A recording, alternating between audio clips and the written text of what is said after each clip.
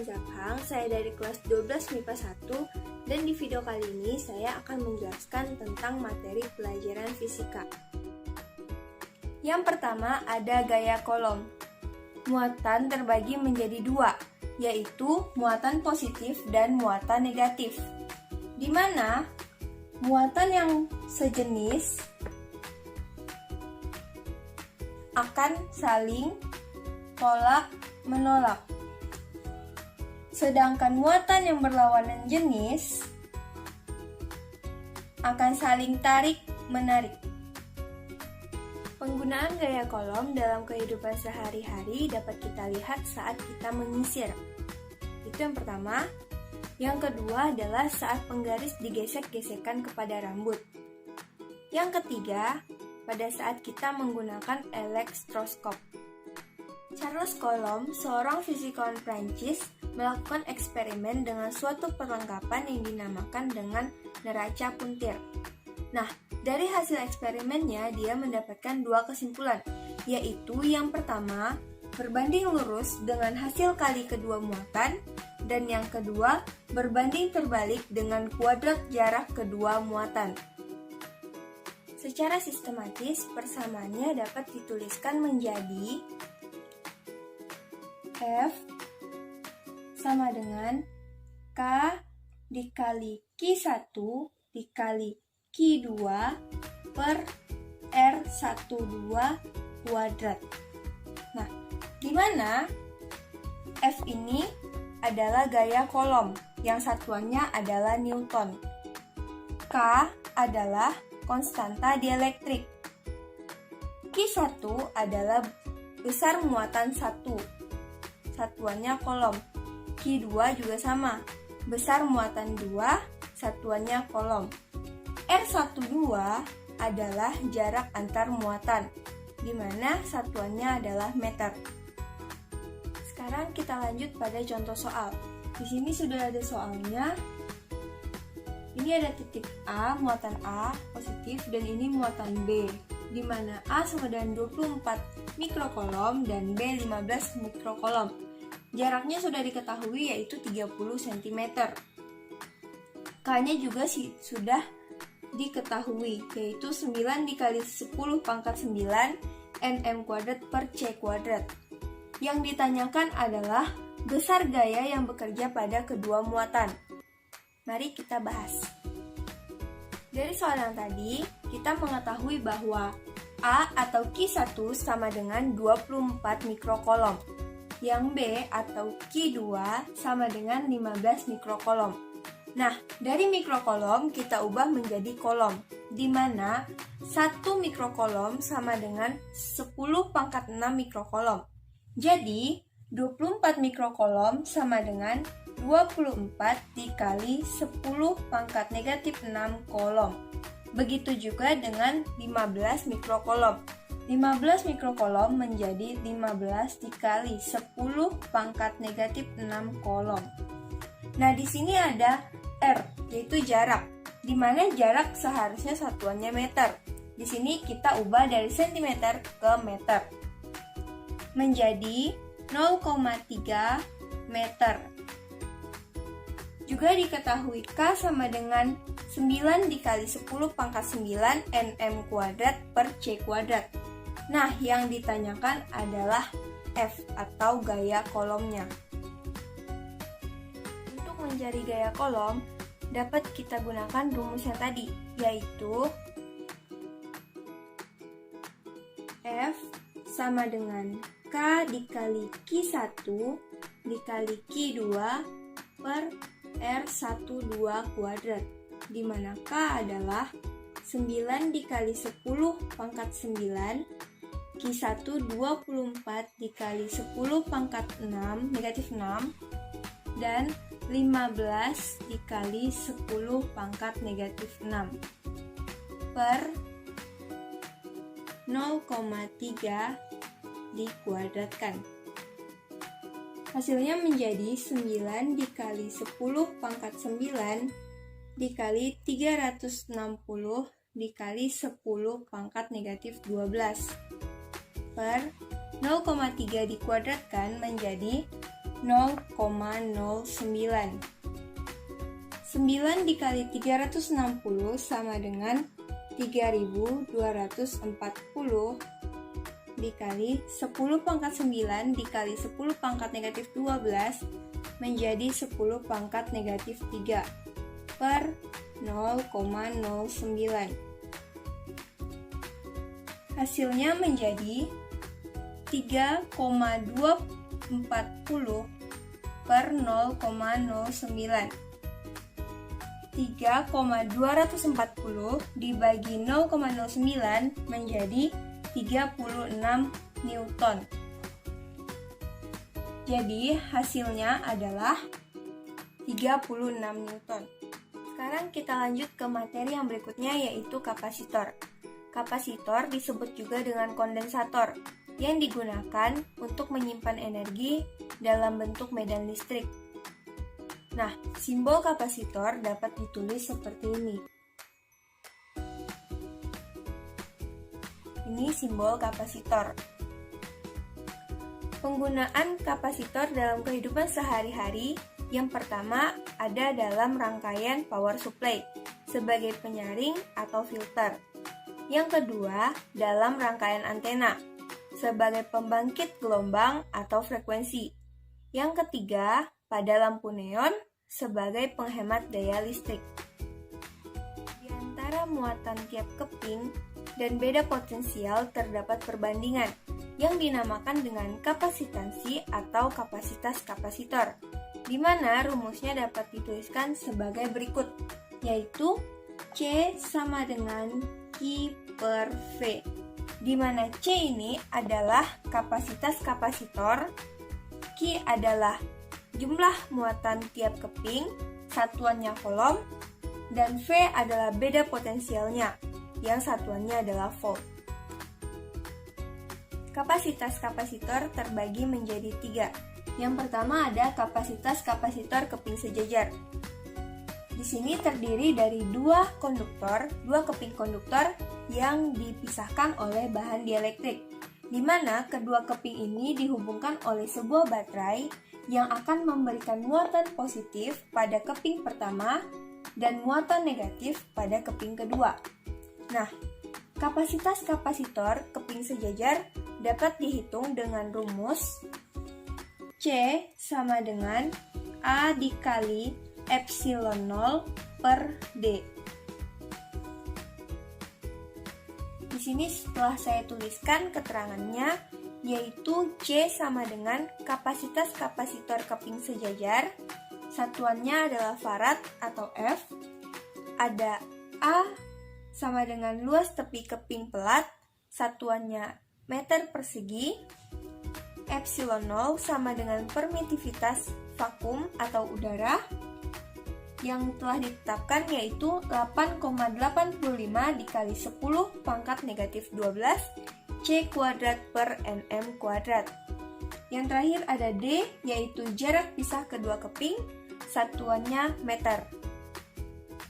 Jika di antara dua keping sejajar ini disisipkan bahan dielektrik, maka rumusnya akan menjadi C sama dengan K dikali A dikali epsilon 0 per D, di mana K ini adalah permitivitas relatif bahan penyekat.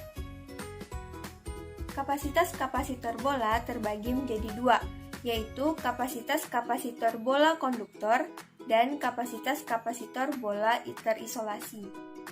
Yang pertama ada bola konduktor. Bola konduktor dapat dihitung dengan rumus C sama dengan Q per V sama dengan R1 dikali R2 per K dikali R2 dikurang R1. Yang kedua adalah bola terisolasi.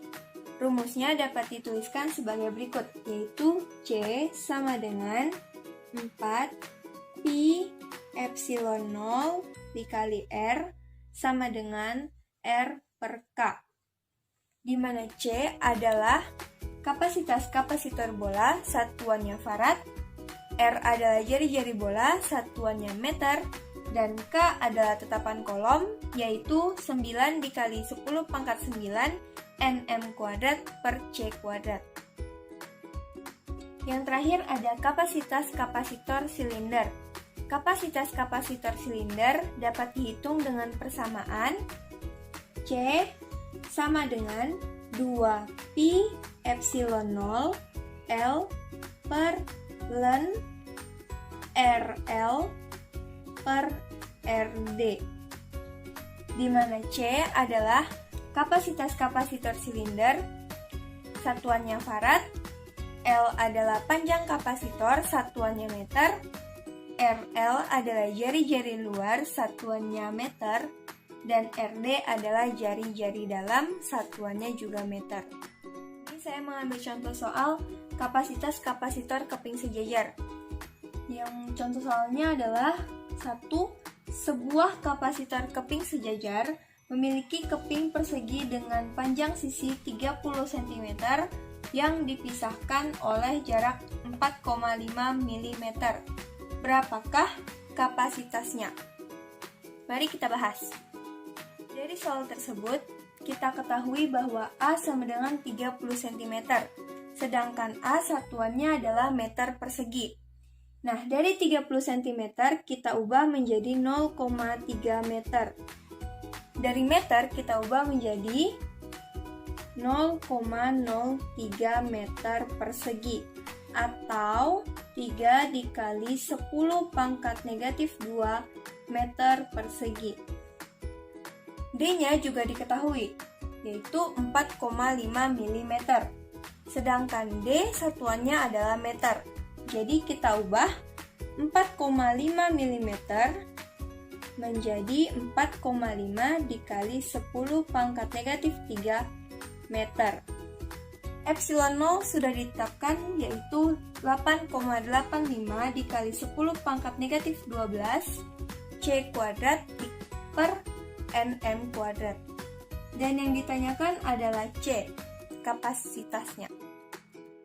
Dari soal tersebut diketahui bahwa soalnya menggunakan keping sejajar, maka C dapat dirumuskan sebagai C sama dengan A dikali epsilon 0 per D, di mana A adalah 3 dikali 10 pangkat negatif 2 dikali 8,85 dikali 10 pangkat negatif 12 per 4,5 dikali 10 pangkat negatif 3.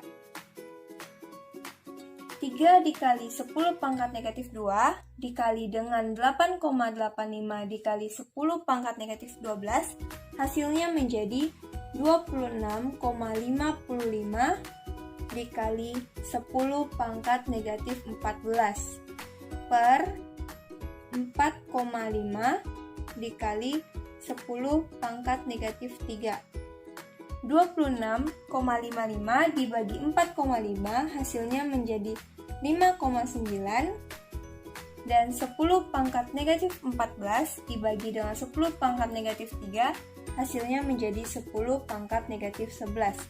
Jadi kapasitas dari soal tersebut adalah 5,9 dikali 10 pangkat negatif 11. Sekarang kita lanjut materi rangkaian kapasitor. Rangkaian kapasitor terbagi menjadi 3, yaitu rangkaian seri kapasitor, rangkaian paralel kapasitor, dan penggabungan kapasitor. Yang pertama, kita akan membahas rangkaian seri kapasitor. Kurang lebih gambarnya seperti ini.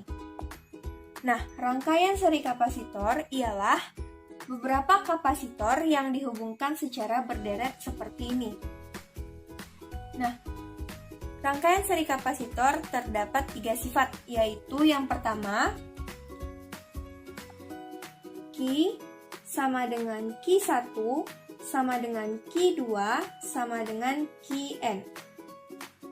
Ini sifat pertama. Yang kedua, V sama dengan V1 ditambah V2 ditambah Vn. Yang ketiga, 1 per Cs sama dengan 1 per C1 ditambah 1 per C2 ditambah 1 per Cn.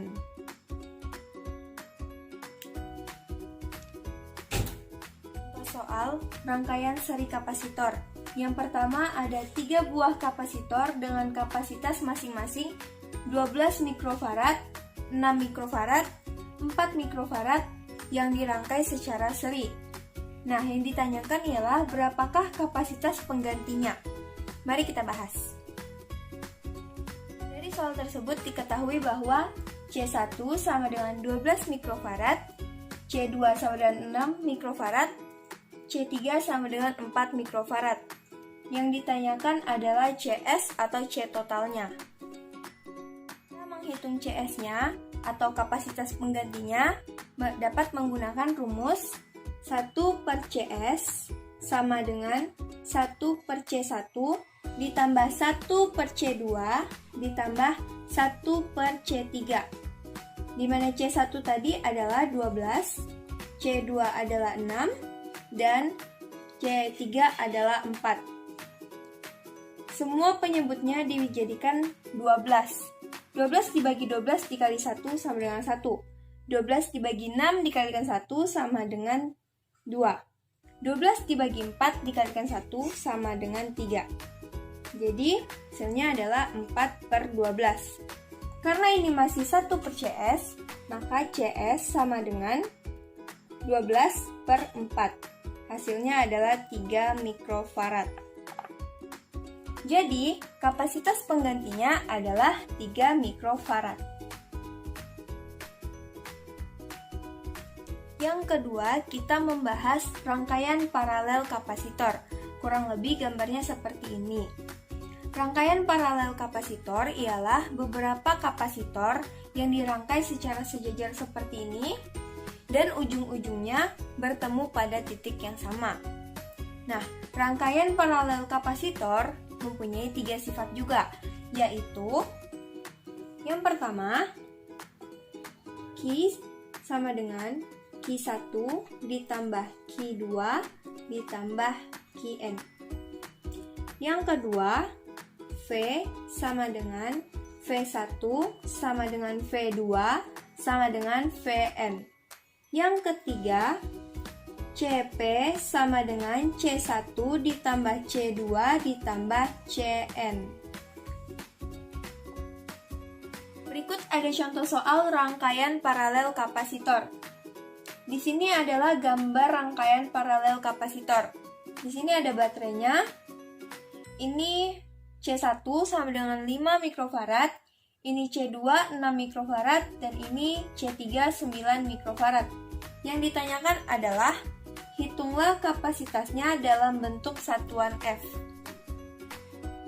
Dari soal tersebut diketahui bahwa C1 sama dengan 5 mikrofarad, C2 sama dengan 6 mikrofarad, C3 sama dengan 9 mikrofarad. Nah, yang ditanyakan adalah Cp dalam satuan F. Di sini kita bisa langsung mengganti mikrofarad dengan farad, tetapi saya akan menggantinya saat semua ini telah dihitung. Pada rangkaian paralel kapasitor ini, untuk mencari kapasitasnya dapat menggunakan rumus Cp sama dengan C1 ditambah C2 ditambah C3. C1 adalah 5 mikrofarad, C2 6 mikrofarad, dan C3 adalah 9 mikrofarad. Ditambahkan semua, hasilnya menjadi 20 mikrofarad. Yang ditanyakan adalah kapasitasnya dalam bentuk farad. Nah, untuk mengubah mikrofarad ke farad, kita perlu mengetahui 1 mikrofarad berapa farad. 1 mikrofarad sama dengan 10 pangkat negatif 6 farad. Jadi, 20 mikrofarad sama dengan 2 dikali 10 dikali 10 pangkat negatif 6 sama dengan 2 dikali 10 pangkat negatif 5 farad. Jadi, kapasitas rangkaian paralel kapasitor dalam soal tersebut ialah 2 dikali 10 pangkat negatif 5 farad. Yang ketiga ada penggabungan kapasitor, di mana di sini ada kapasitor rangkaian seri nih, dan ada yang paralel. Jadi untuk mencarinya kita akan mencari dulu, kalau gambarnya kayak gini, kita akan mencari dulu rangkaian paralelnya. Setelah mendapatkan rangkaian paralel, kita baru mencari rangkaian serinya. Nah, di sini ada V beda potensialnya. Untuk mencari beda potensial gabungannya, dapat menggunakan rumus V sama dengan Q1 ditambah Q2 per C1 ditambah C2. Berikut ada soal penggabungan kapasitor. Di sini sudah diketahui ada C1, C2, C3, C4, dan C5. Yang ditanyakan adalah berapa kapasitas penggantinya. Mari kita bahas. Dari soal tersebut, kita mengetahui bahwa C1 sama dengan 24 farad, C2 sama dengan 12 farad, C3 sama dengan 6 farad, C4 sama dengan 6 farad juga, dan C5 sama dengan 24 farad. Yang ditanyakan adalah C total atau kapasitas penggantinya. Pertama-tama kita akan mencari rangkaian paralelnya dulu, yaitu dengan rumus CP sama dengan C2 ditambah C3 ditambah C4. Karena yang di soal itu C2, C3, C4 merupakan rangkaian paralel. C2 adalah 12 ditambah 6 ditambah 6, hasilnya sama dengan 24 farad. Setelah mengetahui CP-nya berapa, rangkaiannya akan menjadi rangkaian seri. Jadi kita bisa mencari kapasitas totalnya atau kapasitas penggantinya dengan rumus seri, yaitu 1 per C total sama dengan 1 per C1 ditambah 1 per CP ditambah 1 per C5, di mana 1 per C total sama dengan 1 per 24 C1, CP-nya juga 24, C5-nya juga 24. Jadi, karena penyebutnya sama semua, tinggal ditambahkan menjadi 3 per 24. Karena ini masih 1 per C total, maka C total sama dengan 24 per 3. 24 dibagi 3 menjadi 8 farad. Jadi, hasil kapasitas penggantinya adalah 8 farad. Sekian video penjelasan materi fisika dari saya.